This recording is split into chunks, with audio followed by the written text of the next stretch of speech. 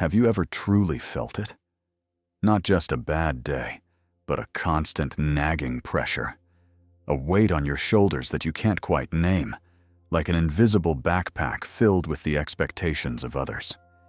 It's the subtle, sinking feeling that you're living a life that isn't entirely your own, playing a complex game with a set of rules you never agreed to.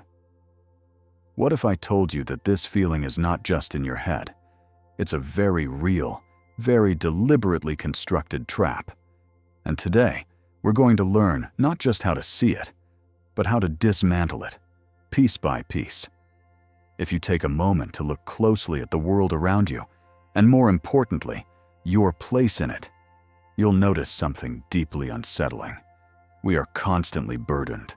We carry a weight of circumstances, obligations, and life goals that feels heavy. It's an exhausting pressure, not because the goals are difficult, but because they feel like they were forced upon us from the outside. Let that sink in for a moment.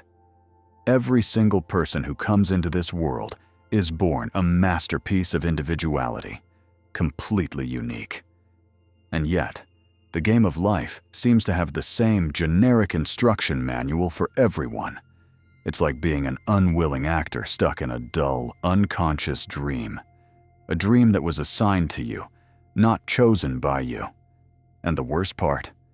You're forced to live out this script day after day, without understanding why this particular role was given to you, and why you feel so utterly powerless to change it. But somewhere, deep in your soul, a forgotten memory flickers. A faint echo of a time when you were free. A time when you were capable of anything, when the very word impossible felt like a joke. But now you feel trapped, constrained, limited in your own vast potential. So, where does this suffocating pressure truly come from? How is it built? It all starts with the false goals, the seductive stereotypes, and the one-size-fits-all templates for success that society relentlessly imposes on us. These ideals rarely, if ever, align with who we truly are deep down. They hack into our personality. They fracture our sense of self. But because we are living in this collective, hypnotic dream, most people just assume they need to conform. They believe the only way to survive is to fit into these pre-made boxes. Stick with me, because by the end of this, we will break down the 3 essential steps to shedding this weight for good. But first, you must understand exactly how these burdens are so skillfully placed upon you. The mental pegs. Imagine your mind, your true essence, as a comfortable, free-flowing suit. It moves with you. It breathes with you. But then, someone, society, the system, starts attaching clips or pegs to it. One by one, they pull it tight from all sides until you can barely move, barely breathe. These are what we call mental pegs. They are limiting beliefs, accepted as truths, that clamp down on your mind and your will. What is the result? Your natural energy, your divine power of intention, gets blocked by these pegs. This creates stagnation, internal resistance, and a constant slowdown. In these conditions, your ability to consciously create your own reality drops to almost zero. But how are these pegs attached to you so effectively? The method is a surprisingly simple, almost insidious 3-step algorithm. First, you're shown a beautiful, glittering picture, like a piece of candy. A lure. It's the same handful of stereotypical success stories we see over and over again. The perfect career, the perfect family, the perfect body. From this picture, a conclusion is drawn and presented for your judgment. Do you believe this is what happiness looks like? Do you agree? Next, they explain that this candy, while delicious, is incredibly hard to get. In this world, they say, nothing of value comes easy. Again, you're asked the critical question. Do you agree? If you say yes, the first peg is clipped on. You've just agreed to the premise that your path must be a struggle. Let me give you a classic, undeniable example. Picture this. A good job is defined as prestigious, comfortable, and high-paying. Do you want a job like that? The answer is almost certainly yes. But then comes the hook, the fine print. They say, good jobs are only for top specialists with years of experience, or for people with powerful connections. You, they imply, have neither the experience nor the connections. Do you agree with this statement? If you do, a heavy peg clips onto your potential. It means you've just accepted that a good job is not for you. Still don't believe it? They'll double down. Do you know how many other people just like you want that same spot? No, not like you. People who are way better than you. Employers choose only the best, and you are not the best. Do you agree? If so, then all you can do is dream. Don't even bother trying. Just work on yourself, harder and harder, for years, and maybe, just maybe, you'll be worthy. And just like that, the peg is firmly in place, dictating the limits of your ambition. Eventually, you accept this version of reality and sink deeper into the heavy dream. The world transforms into a hostile, unfriendly place where carving out your own spot in the sun feels like a brutal war. The modern person is trapped in a race for things that society says they should achieve, living in a state of relentless, soul-crushing stress. And here's the core conflict. Your soul whispers for one thing, but the system screams for another. You can feel this mismatch, this deep inner friction, but you can't quite put your finger on it. What are your true beliefs, and what are the stereotypes that have been hammered into you? The real reason for this confusion is that you are covered in these mental pegs. The root of the problem, importance. All of these oppressive factors, all of these pegs, can be summed up by a single, powerful concept in transurfing: importance. When something weighs on you, when you worry about it, you automatically make it important. And importance is an overinflation of significance. It's the energy of fear, neediness, and desperation. This excess energy is what blocks the free flow of universal energy. It's a clamp, a blockage that creates a traffic jam in your reality. It puts you in a state of paralysis, where you lose the ability to act effectively. Events start controlling you instead of you controlling them. The mission, then, is to remove the peg by deflating its importance, creating a free flow of energy in its place. How do you do that? In transurfing, you eliminate importance through the light of awareness. If you can wake up and realize exactly what is weighing you down, half the battle is already won. Important things only have power over you as long as you remain in that unconscious dream state. The monster in the closet is only scary until you turn on the light.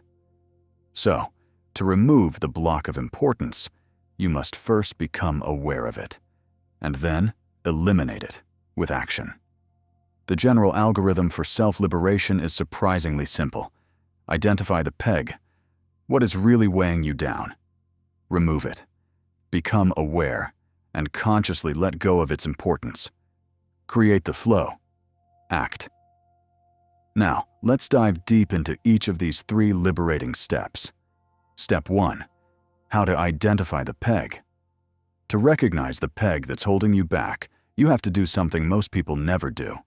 You have to wake up at the right moment and catch yourself in the act of assigning importance to something. Think about the typical reaction. When something oppresses them, people just trudge forward, head down, without even looking up to see what the weight on their back is. Life is hard, they sigh, and keep walking, allowing more and more pegs to be attached to them along the way.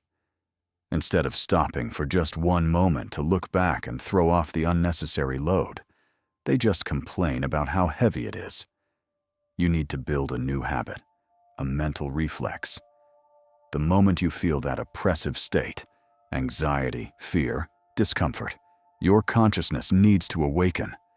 An internal alarm, a bright red light, should flash in your head.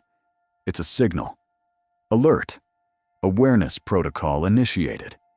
You wake up. You become an observer. You start observing what is happening externally, and you observe your internal reaction. You must become a detective in your own mind. Ask the questions. What's going on here? What is the specific thought that is weighing on me? Is this my desire, or a desire I inherited from my parents or society?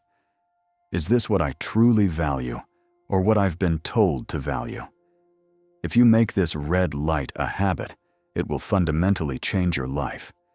It allows you to act effectively in all kinds of situations, from simple moments when someone is trying to deceive you, to extreme scenarios where you need to keep a clear and calm head.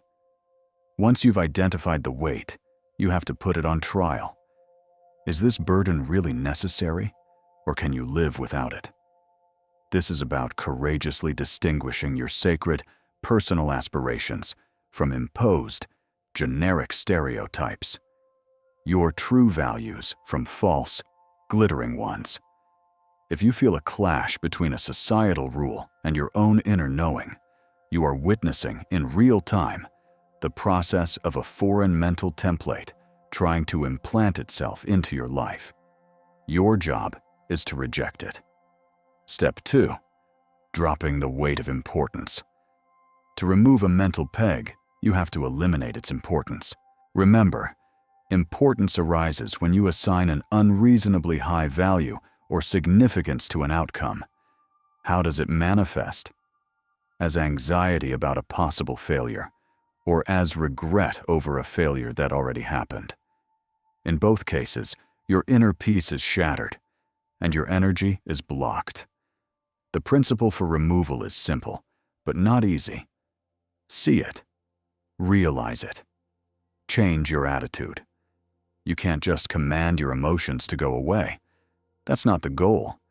You can pretend on the outside, but inside, they'll still be churning. The key is to make a conscious agreement with your own rational mind. You need to have a calm, internal conversation.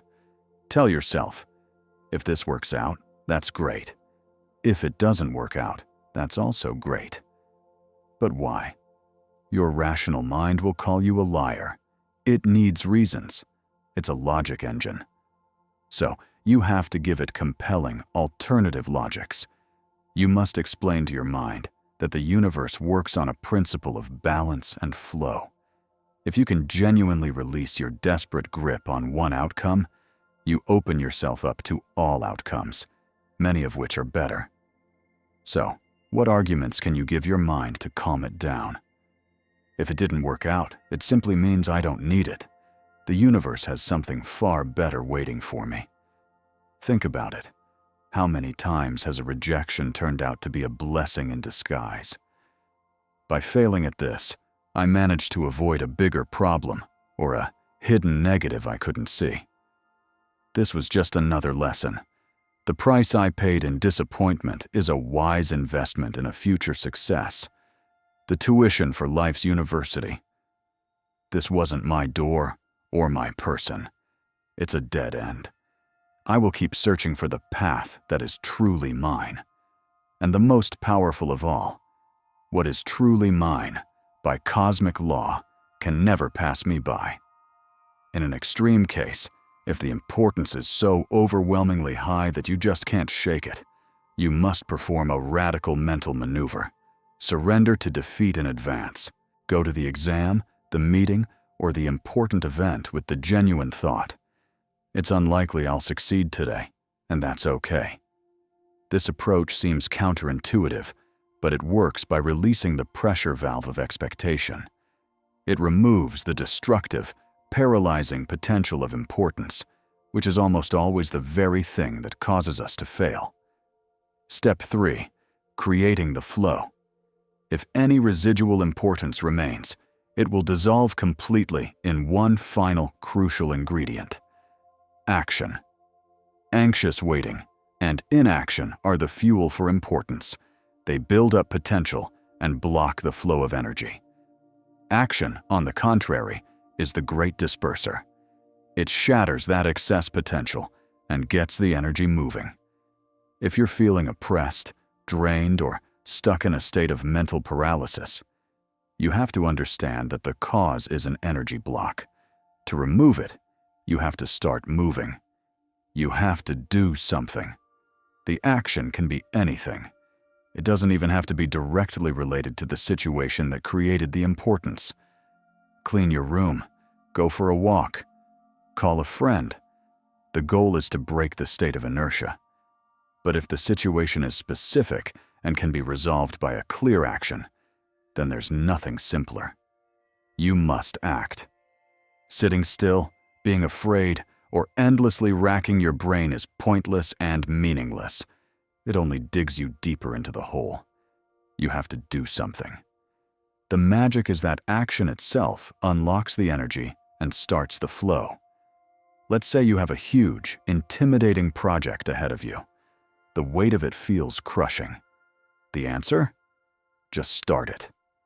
Open the document and write one sentence. Want to meet someone new?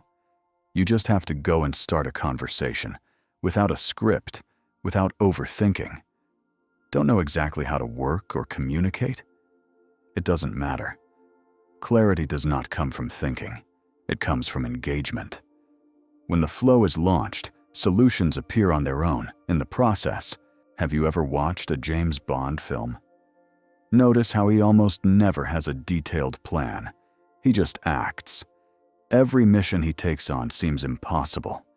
When they ask him, "How are you going to do that?" he replies, "I have no idea." But he goes and does it. The solutions come to him in the moment. Why? Because he isn't burdened by the potential of importance. He simply moves within the flow, grabbing solutions on the fly. And this isn't just a movie trick. The same principle works in reality. It is the unconditional intention of a doer. A doer doesn't doubt. He goes and takes what is his. Your intention should be just as unwavering. I am going, and I am calmly taking what is mine. This is your new mantra. Say it without hysteria, without desperate craving, and without a trace of fear. Just calm, centered, decisive action. This is not just a technique. It is you reclaiming your birthright as the director of your own reality.